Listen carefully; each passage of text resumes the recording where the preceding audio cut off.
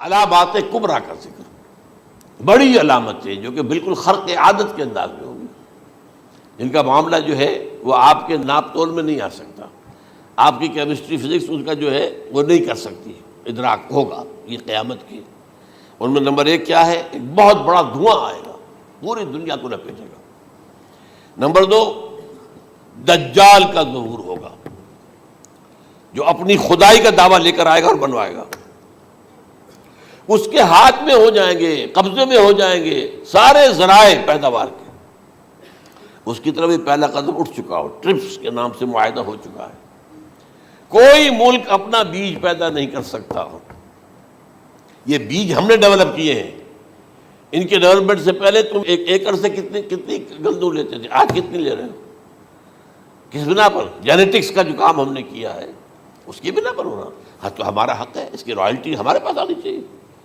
لہذا صرف ان اداروں سے، ملٹی نیشنل سے خریدا جائے گا بیج، اور بیج بھی وہ دیں گے وہ کہ جس سے جو فصل اگے گی وہ بیج نہیں لا سکتی، وہ بیج کا کام نہیں کر سکتی۔ جیسے آپ کو معلوم ہے کہ آپ کے ہاں جو گوشت کھایا جاتا ہے مرغے کا، تو مرغا وہ جو ہے اس میں مرغا ہو یا مرغی ہو، اس کے اندر کوئی وہ کیفیت ہی نہیں ہے۔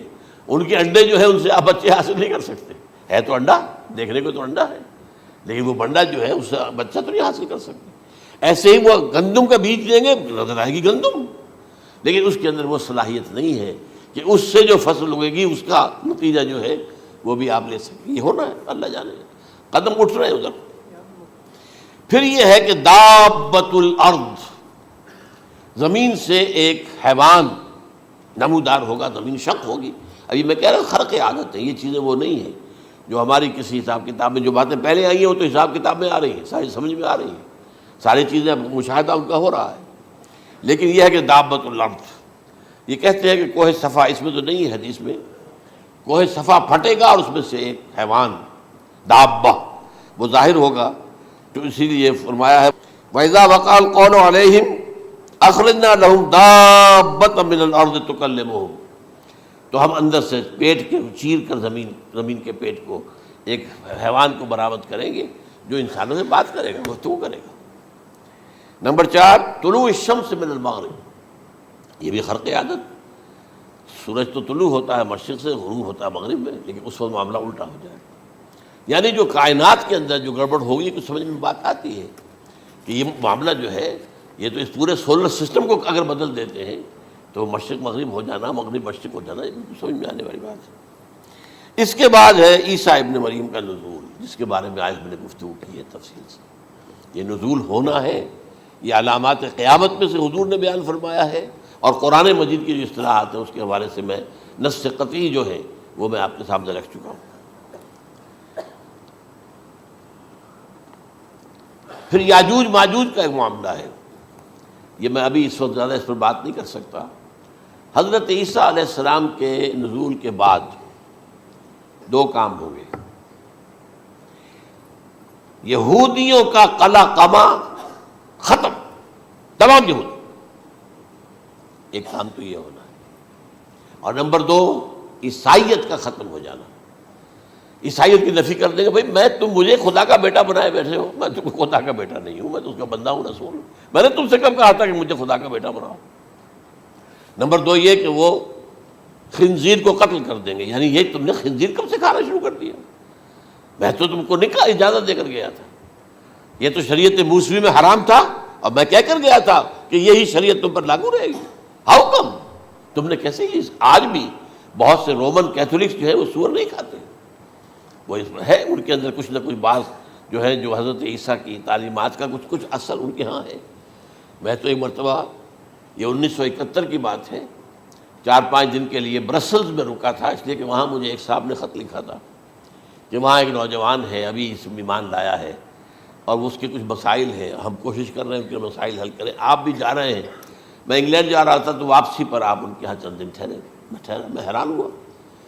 ویسے اس نے مجھے اپنے گھر ٹھہرایا نہیں، اس لیے کہ ماں باپ تو اس کے کرسچن تھے، اور پولیس کا چیف آفیسر اس کا باپ تھا، چیف آف پولیس فورس۔ اس نے مجھ سے ایک دن کھانے پہ بلایا، میں ہوٹل میں ٹھہرایا مجھے، اس نے کہا آپ اطمینان سے یہاں کھانا کھائیں، اس گھر میں نہ آج تک کوئی شراب کی بوند آئی ہے اور نہ ہی کوئی بوٹی آئی ہے سور کی. Roman Catholics. اب اکلوتا بیٹا تھا یہ عبدالعزیز نے بعد میں نام رکھا، وان کینٹر اس کا نام تھا جو کہ اوریجنل تھا. پھر اس نے نام رکھا عبدالعزیز وان کینٹر، پرانا نام بھی بہرحال رکھا. نہایت نیک، نہایت خوبصورت.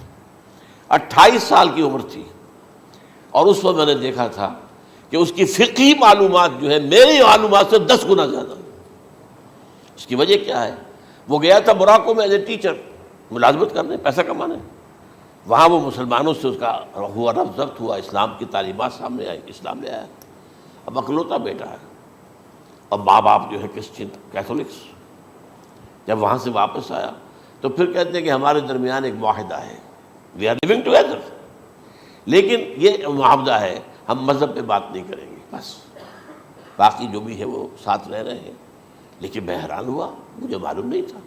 اچھا اس کے بعد اس نے جب اسلام کا فیصلہ کیا تو اس کے سامنے سوال آیا کون سی فقہ اختیار کروں. تو اس نے بڑی جو ہے تھورو اسٹڈی کی ہے تمام فقہوں کی، کمپیریٹو اسٹڈی. ان کو کرنے کے بعد پھر فائنل فیصلہ اس کا یہ تھا کہ حنبلی فقہ میں اختیار کروں. چاروں فقہوں میں سب سے لیٹسٹ حنبلی ہے، یعنی حنفی نمبر 1، پھر مالکی نمبر 2، پھر اس کے بعد شافعی نمبر 3، پھر یہ امام احمد ابن حنبل ہے. اور امام احمد ابن حنبل کے زمانے تک احادیث بہت بڑے پیمانے پر جمع ہو چکی تھی، جبکہ ابھی حضرت امام ابو حنیفہ کے زمانے میں کوئی اتنا زیادہ جو ہے حدیث کا بھی ذخیرہ نہیں بنا تھا. اسی پر تو لوگ حیران ہوتے ہیں کہ زیادہ حدیث امام ابو حنیفہ کے علم میں نہیں تھی، لیکن بجال ہے کہ ان کا کوئی فتویٰ جو ہے کتاب و حدیث کے، کتاب اور سنت کے خلاف ہو. اگرچہ انہوں نے صاف کہا کہ اگر تم پاؤ کوئی ایسی سچی حدیث، پختہ حدیث جو میری کسی رائے کے خلاف ہو تو میری رائے کو دیوار پر دے مارنا اور اس صحیح حدیث کی پیروی کرنا. لیکن ویسے اس کے بعد یہ کمال یہ ہے کہ بہت ہی کوئی شاذ معاملہ ہے کہ جس میں ان کا کوئی فتویٰ وہ کتاب و سنت کے منافی ہو یا سنت کے منافی ہو. کتاب پہ تو سوال پیدا نہیں ہوتا، کتاب تو ساری ان کے سامنے موجود تھی.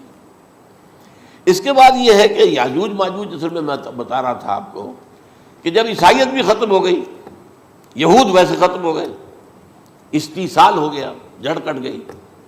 اب عیسائیت گویا کہ اسلام میں ضم ہو گئی. عیسائیت مذہب ختم، یہودی خود ختم. اب یہ طاقت کتنی ہو جائے گی؟ تقریباً 2/3 دنیا آ گئی. تمام اب عیسائی 2 ارب کے قریب ہیں، 1 ارب 90 کروڑ ہوں گے، یا مسلمان بھی 1 کروڑ 50-60 لاکھ ہیں. دونوں کو جوڑ لیجیے کتنے ہو گئے؟ 6 ارب کل آبادی ہے. لیکن اس کے بعد آتا ہے یاجوج ماجوج کا خروج. یہ یاجوج ماجوج میرے نزدیک چائنا اور رشیا ہے. ان کی مجموعی طاقت اتنی ہوگی اور یہ اس طرح آئیں گے ہر اونچائی پر سے اترتے ہوئے، پھسلتے ہوئے. جیسے 1962 میں جب وار ہوئی تھی بٹوین چائنا اینڈ انڈیا 1962 میں، تو وہ اس وقت کا نقشہ جو آج بھی اخبارات میں پڑھتا تھا تو یاد، waves after waves of Chinese soldiers were coming down the slopes of Himalayas. یہ تو وہ ہے نا جن کی تعداد کا کوئی حساب نہیں ہے. اور رشیا اور یہ مل کر جو ہے، میرا اندازہ یہ ہے کہ جب پہلے ملحمۃ العظمیٰ ہوگی وہ عیسائیوں اور مسلمانوں کے درمیان، اس وقت یہ دونوں پاورز نیوٹرل رہیں گی. لیکن غالباً یہ بات طے کر لیں گی کہ ویپنز آف ورلڈ جو ہے ماس ڈسٹرکشن، یہ استعمال مت کرنا. اگر یہ ویپنز آف ماس ڈسٹرکشن استعمال کرو گے تو ہم میدان میں آ جائیں گے. اس میں وہ جنگ جب ہو چکے گی، پھر حضرت عیسیٰ کو فتح حاصل ہو جائے گی، اور پھر یہ کہ یہودیت ختم ہو جائے گی، عیسائیت بطور مذہب ختم ہو کر اسلام میں ضم ہو جائے گا.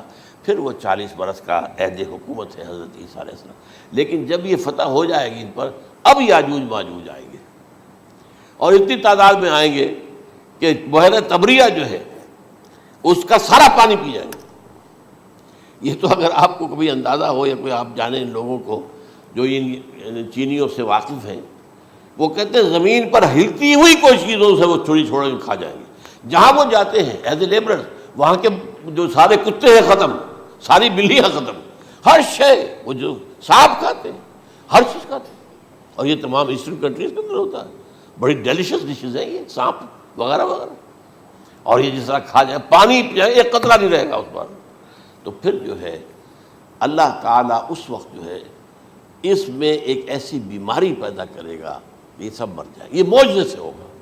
یعنی ان کے اوپر فتح جو ہے وہ عام لڑائی کے ذریعے سے نہیں ہوگی، بلکہ اس کے اوپر فتح جو ہوگی وہ اللہ تعالیٰ سے معجزہ. ایک بیماری پیدا ہوگی، سب مر جائے گا.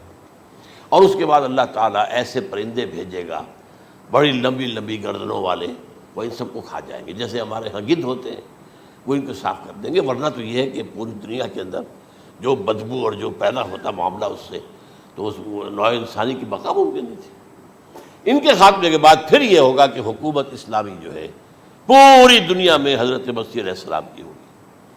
45 برس وہ رہیں گے. اسی میں وہ کہلن بھی آ جائے گا، وہ فی المہد و کہلن جو میں نے شروع میں بیان کیا تھا. اسی میں پھر یہ ہے کہ وہ شادی بھی کریں گے، ان کی اولاد بھی ہوگی. اور پھر ان کا انتقال ہوگا تو حضرت حضور صلی اللہ علیہ وسلم کے حجرے میں، وہیں پر جہاں حضور اور ابو بکر اور عمر رضی اللہ تعالیٰ عنہم دفن ہیں، وہیں پہ ان کو دفن کیا جائے گا. اور قیامت کے دن حضور فرماتے ہیں کہ میں اور یہ تینوں ساتھ نکلیں گے. تو یہ ہے حالات و واقعات. بہرحال اس میں یہ ہے کہ یہ نوٹ کر لیجئے کہ جہاں تک ہمارے ہاں آج کل کا معاملہ ہے، میرے نزدیک میں یہ کہنے پر مجبور ہوں، جو رفع و نزول مسیح کو نہیں مانتا وہ کم سے کم منکر حدیث ضرور ہے. میں اس سے کم کا فتویٰ نہیں دے سکتا. اب یہ ہے کہ جو لوگ مہدی کو نہیں مانتے ان کا معاملہ میں مختلف سمجھتا ہوں. چند منٹ لے رہا ہوں آپ کے، اور اس لیے کہ ان کی حدیثیں صحیحین میں نہیں ہیں، بخاری مسلم میں نہیں. اور یہ کہ بہرحال ان کا معاملہ جو ہے وہ ایسا نہیں ہے حضرت عیسیٰ کا. حضرت عیسیٰ کے آنے کا جو کچھ ہوگا وہ تو میں نے آپ کے سامنے بیان کر دیا. لیکن یہ ہے کہ حضرت مہدی ہمارے نزدیک اس میں خرق عادت کوئی ہے ہی نہیں. جیسے ہر صدی کے مجدد ہوتے ہیں، آخری صدی کے مجدد وہ ہوں گے، اور میرے نزدیک یہی آخری صدی ہے، اور اسی میں حضرت مہدی کا ظہور ہو جانا. سعودی عرب میں کوئی خانہ جنگی ہوگی کسی بادشاہ کے انتقال پر، اور پھر اس وقت یہ ظاہر ہوں گے. اس وقت ملک کے حالات کو سنبھالنے کے لیے لوگ ان کو زبردستی نکالیں گے، چھپے ہوئے ہوں گے ایک گھر میں. یہ حضرت ام سلمہ رضی اللہ تعالی عنہ کی روایت ہے کہ ایک بادشاہ کے انتقال پر یہ خانہ جنگی ہو جائے گی، اور ایک شخص مدینے سے بھاگ کر مکے میں چھپ جائے گا. یہ تو ہے ان کے الفاظ، میں توجیہ کر رہا ہوں. یہ لوگ ان کی طرف دیکھ رہے ہوں گے کہ یہ جو وقت آیا ہے فتنے کا ہماری قوم پر، ہمارے ملک پر، تو ان کی شخصیت ایسی ہے کہ یہ بیچ میں آئیں، صلح صفائی کرائیں، اور وہ جو ہے اس ذمہ داری سے بچ کر بھاگیں گے اور جا کر مکے میں چھپ جائیں گے. پھر لوگ انہیں تلاش کر کے نکالیں گے اور زبردستی ان کے ہاتھ پر بیعت کریں گے، ورنہ وہ اتنے بڑے منصب کو. اور پھر یہ بھی ہے، ایک حدیث میں آتا ہے یصلحو فی لیلۃ واحدہ، ایک رات میں ان کی مکمل اصلاح کر دیں گے.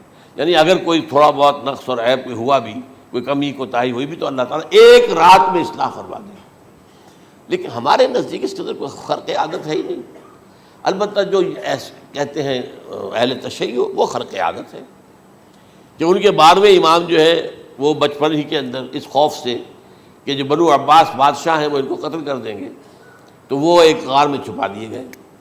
اب وہ 1200 برس سے اس غار کے اندر چھپے ہوئے، اور اس کے بعد وہ ظاہر ہوگی، وہ امام مہدی ہوں گے. اس میں خرق عادت ہے. لیکن میں یہ کہتا ہوں کہ محض خرق عادت کی بنیاد پر ہم اس کی نفی نہیں کریں گے. کیوں؟ کیا ہم یہ نہیں مانتے کہ اصحاب کہف 300 برس تک سوئے رہے؟ یہ کیا عام بات ہے؟ حضرت عزیر علیہ السلام اللہ نے انہیں موت دی، موت، اور 100 برس کے بعد زندہ کر کے اٹھا لیا. تو خرق عادت حضرت عیسیٰ کو ہم اتنا بڑا خرق عادت مانتے کہ اٹھا کر آسمان پر، تیسرے آسمان کے اوپر ہیں، موجود ہیں، اب بھی ہیں. شب معراج میں تیسرے آسمان پر حضور کی ملاقات ان سے ہوئی. تو یہ خرق عادت کی بنیاد پر نفی نہیں ہم کرتے. ہو سکتا ہے، لیکن یہ کہ اس کے لیے ہمارے پاس کوئی دلیل نہیں، کوئی احادیث نہیں، کچھ نہیں، اس لیے ہم اس کو نہیں مانتے. البتہ خود وجود جو ہے حضرت مہدی کا وہ کوئی عجیب بات نہیں ہے. وہ تو جیسے پہلے بھی آئے ہیں ہمارے مجددین، ایسے مجدد ہوں گے اور دین کو تازہ کر دیں گے. ایک صحیح اسلامی ریاست جو ہے وہ عرب میں قائم ہو جائے گی دوبارہ. حضور نے فرمایا وہ عدل اور انصاف سے عرب کو اسی طرح بھر دے گا جیسے کہ وہ اس سے پہلے ظلم اور جور اور زیادتیوں کے سے بھری ہوئی ہوگی. تو یہ کام ہوگا، یہ تو مجدد کا کام ہوتا ہی ہے اس حوالے سے. لیکن بہرحال میں نے پھر بھی کہا کہ اگر احادیث کی کمزوری کی وجہ سے کہ صحیح عین میں نہیں ہے، اگر کوئی شخص انکار کرے تو مجھے کوئی اعتراض نہیں ہے، ٹھیک ہے، لیکن جو حضرت عیسیٰ کے رفع سماوی اور حضرت عیسیٰ کے نزول کا انکار کرتا ہے وہ کم سے کم، میں انہیں اور آگے کوئی فتویٰ نہیں دیتا کہ وہ کافر ہو گئے یا یہ ہو گیا یا وہ ہو گیا، لیکن منکر حدیث کے لائن میں تو وہ لازماً کھڑے ہو گئے۔